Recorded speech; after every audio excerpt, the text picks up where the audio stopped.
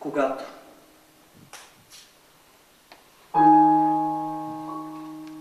зачена идеите си от нищото,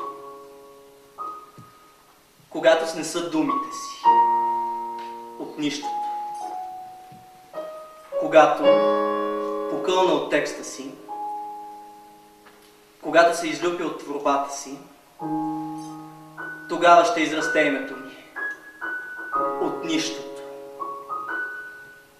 Тогава в делириум ще раздавам плодовете си, ще разпадам егото си, ще се колонирам, ще окопая себе си в крепости, ще заключвам тайните си в кули, ще скривам името си като Румпелштилцкин, ще боядисвам брадата си в синьо, ще съм риба, която мечтае да стане човек, ще съм човек, който мечтае да стане дърво, ще се вкоренявам надълбоко в себе си, ще се задълбавам в телесното, ще плувам в еротика, в готика, в романс, в транс ще потъвам, ще преодолявам кръговете на годините, ще свивам гнезда, ще дълбая хралупи, ще излитат птици от короната ми, кондори, корморани, сврати, гарги, гарвани и врани, куковици, кукумявки, кълбачи и колибри, сокол, орел и ястреб ще излитат делфини, слонове и носорози, ще се разтягат безкрайни монолози,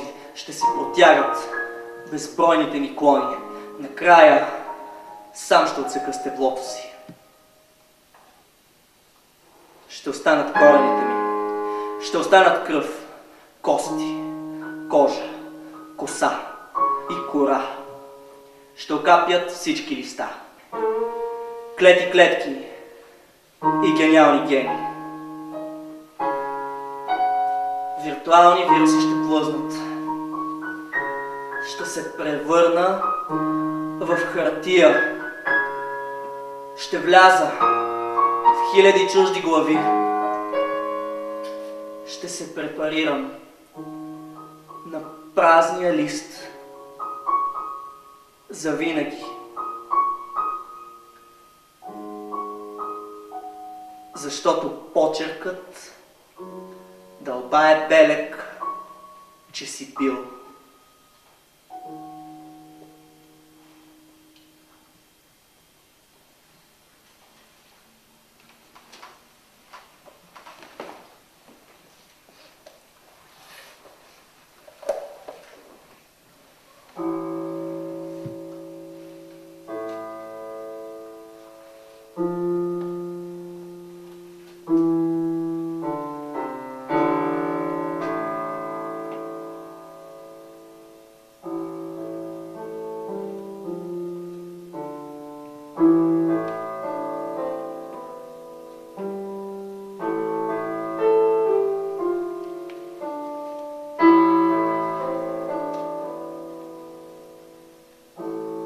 Градината пониква срам и сокът му напълва съдовете. Нека съди този, който не е в грях. Нека пръв да хвърли камъка или да я подмине тая чаша. И без това тази бременност ще бъде бреме и тялото затвор и сбор от клетки не ще остане чисто.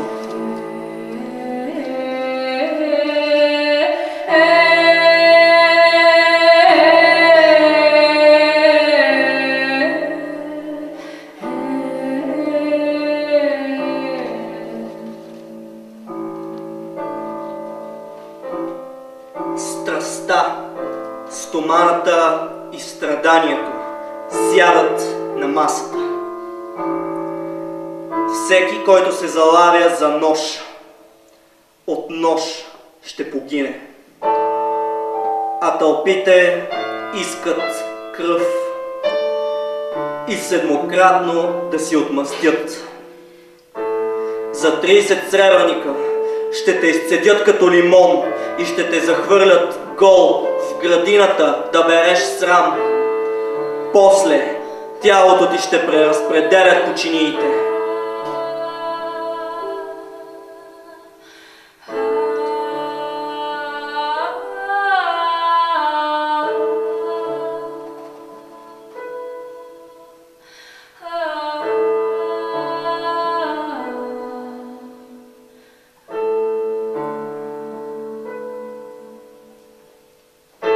На третия ден ще му напълним джобовете и ще го захвърлим гол да се дави в градината, защото прикрива зад привидната невинност.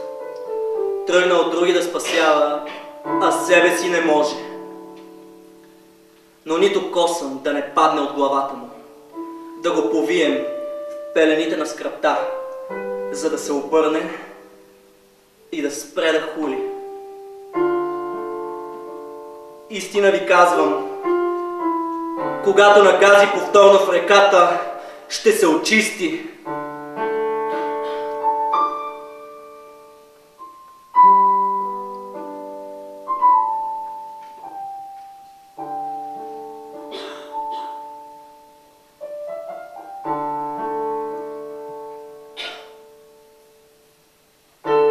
Но защо търсим живия между мъртвите? Този камък е студен и пълен с грях. Всеки, който го целуне, се очиства. След това наново всичко почва. Почвата се трупа, а труповете се напълват с живот. От Бога пратен. Този камък пада в небето. Този камък е врата и пъпна връв.